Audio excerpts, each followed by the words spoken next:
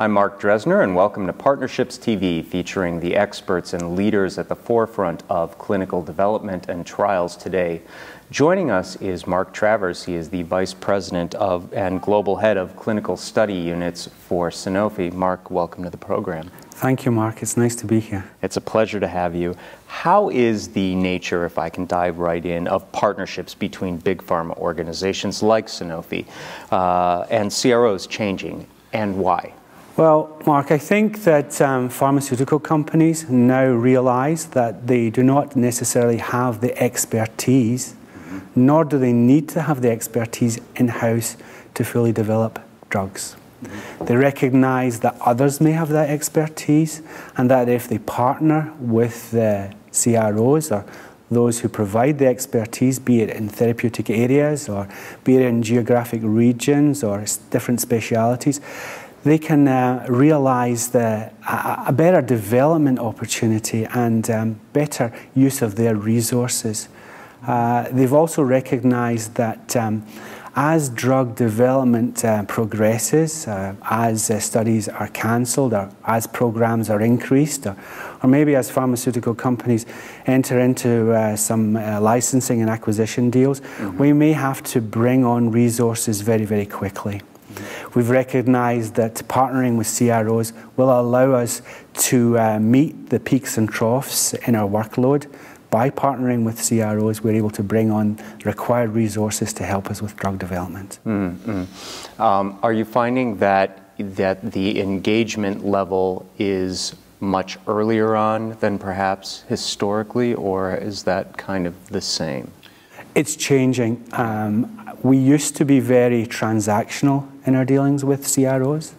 We used to call them up when our studies were in difficulty, or if we had run out of ideas. However, with some of the strategic partnerships we're entering into now, we're bringing our CRO partners on board much earlier. We're sharing with them our development plans.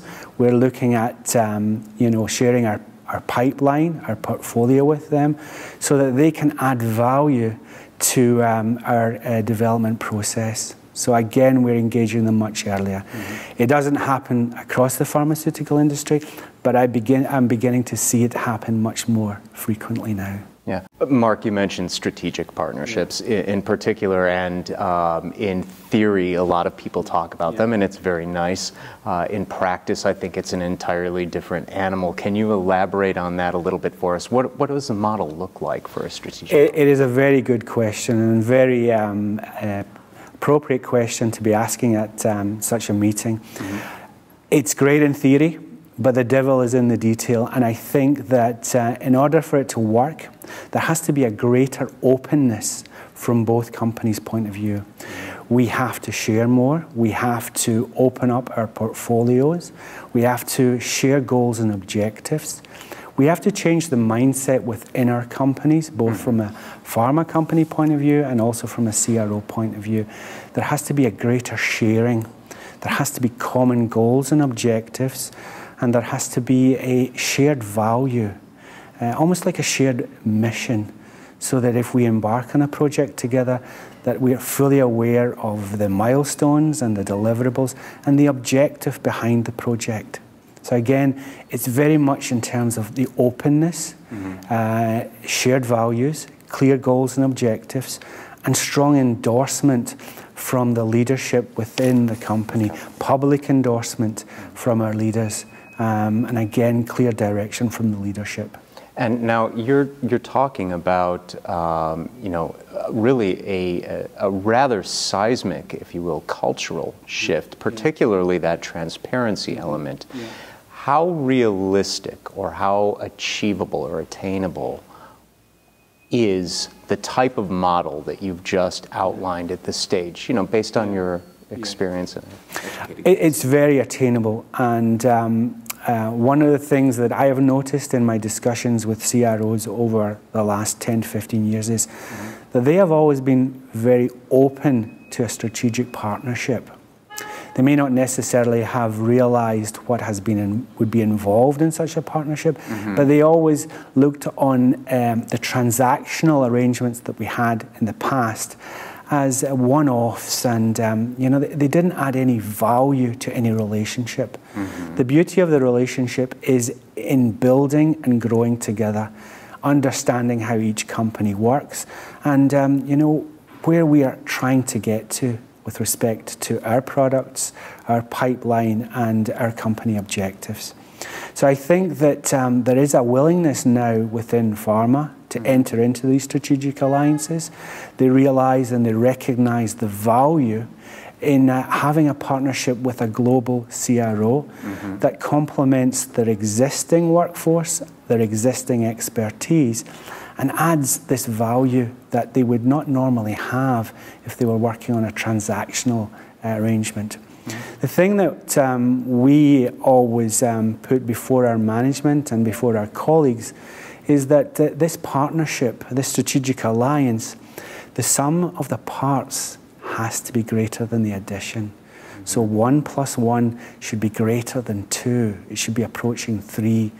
And with that situation and with that mindset, then both companies realize a benefit from the partnership. So we're looking at mutual benefit. We're looking at a level of value that heretofore, without this kind of model, cannot be attained. It hasn't been attained. So that's got to be very attractive. It is attractive, yeah. And I think that once you overcome some of the preconceived ideas about working with CROs and working with pharma, then you begin to enter into that different relationship. You move from transactional into strategic. You begin to see the benefit of the alliance. But you have to have that open mindset. You have to have the support from management. You also have to have the direction from management. You also have to be very aware that this is probably very topical and very prominent in head office. But the further you are from head office, the weaker the communication is. I see. So the key again to success is communication, communication, and communication. Sharing the values, looking at the deliverables, and in some cases probably having a dashboard or a balanced scorecard so that we can all monitor the progress, we can share the successes. We can also share the failures and learn from the failures. So it's a new openness, it's a collaboration, it's bringing two companies together to achieve a common goal. You mentioned preconceived notions, misconceptions. What would some of those common ones be, and how do you address those when you're... Yeah, one of the sort of preconceived ideas that we really had in the past about CROs is that they can work miracles, and that you can give them something today and it will be resolved tomorrow. The issues will be resolved. And from the CRO point of view, looking at it from the pharmaceutical side of things, we've often felt that maybe CROs have not always told the full story. They've maybe hidden the bad news. They've maybe glossed over some of the issues, and they've painted a rosy picture. So again, these are some of the things that we bring to the table from our previous experiences with CROs.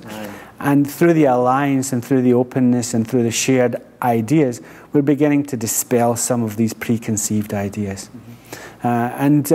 We sit down with our partners and we explain and we discuss, and we're really much more open in terms of sharing ideas and how we can work together. I would think that there is an inherent incentive to that. It's almost a relief, to get away from sort of that baggage. Absolutely. We have within both our companies people who've worked for a CRO and worked for a pharmaceutical company. They've worked in clinical trials, they've managed studies, they've monitored, they've worked with investigators. So we have a lot of things in common. And most of the people are working towards the goals of providing medications, much needed medications for patients. And once you get to that core and that ethos and that way of working, we have a lot more in common than we do have differently. I love the choice of word ethos. And building on this, so you have this long-term relationship, and like any long-term relationship, eventually there are going to be disconnects, there are going to be disagreements. Do you have any thoughts for us on how to perhaps avoid, or if they are indeed inevitable, as I suspect they are, how do you resolve them? How do you address them? A protocol, anything like that? Well, you need to have an alliance manager. Many of the CROs that are at this conference today have alliance managers that are the point of contact between the CRO and a particular pharmaceutical company. Pharmaceutical company needs also to have that alliance manager, that alliance director, that one point of contact. Also, we need to be sharing and discussing issues much more regularly before they become a crisis. We need to identify issues, we need to escalate them, we need to have a process for escalating and resolving them. We also need to recognize that from a pharmaceutical company point of view, that things will not always go smoothly. And we expect and we hope from our partners that they will be sharing their concerns at a much earlier stage. So again, it's a shared issue, it's a shared problem, and we'll find a common solution. We will have governance at various levels throughout the organizations, from an executive steering committee through operational committees, and again also at the country level, where the rubber meets the ground, where the studies are carried out. So various governance levels help in the management of the relationship. And we also have, with one of our strategic partners, placed a Sanofi employee in the CRO, and the CRO have reciprocated, and they have placed a employee in one of the Sanofi buildings, in fact 2 of the Sanofi buildings. So these people are continually walking the corridors, interacting with colleagues, identifying issues before they become a crisis, and they can be resolved. And when you begin to see colleagues from the CRO or from the pharmaceutical company in your local environment, you're discussing more in the corridors, you're sharing ideas, you're sharing best practice, you're looking at ways of making things work. And that is one of the things that we have put into play, and we've really benefited from that. I think it's absolutely an extraordinary demonstration of your commitment that Sanofi would be placing people with your CRO partners, not just not just a one-way street. So really interesting stuff. The last question I would have would be, when we hear people talk about strategic partnering in this industry nowadays, usually when they're referencing, big CRO, just like it's big pharma. Where is there a place for niche and boutique and mid-size CROs? And if so, where is it? Where do they fit in? Can you please? It's a great question, and absolutely there is a place for small vendors, small mid-sized CROs to play a role with pharma, even though they have alliances with some of the larger CROs. I think when we enter an alliance relationship with a CRO, we're looking for their broad experience across a number of therapeutic areas. We're also looking at their geographic footprint. We recognize, and also the large CROs recognize, that they are not experts in every therapeutic area. They don't have a presence in every country. And one of the things that has pleased me with the alliances that we have entered into is the maturity of our strategic partners in recognizing this and allowing for Sanofi or any other pharma company to work with a niche provider if it is good for the business. And in many cases, The CRO, who's the strategic partner, may in some cases manage the niche vendor for us. So there's a lot of opportunity for small vendors, for small CROs to get involved with big pharma even though they have strategic alliances. That speaks very much again to the level, the degree of commitment and openness that you referenced earlier, that they would be so receptive and willing to engage at Absolutely, that level. And I think it speaks volume for the maturity of the alliance, the openness now that we can discuss with our alliance partners our needs, and they can openly say, you would be better served by this niche provider. One of the things that I also wanted to bring to the table is that as you grow in the alliance, and as they begin to understand your business better, if they cannot help you in terms of carrying out a study, or if they cannot help you in terms of projects, they often refer you to other providers. So that again speaks volumes to the partnership, the relationship, and the direction that it's going. We're moving from the transactional to the strategic. We're having shared common goals, and we're having a clear vision.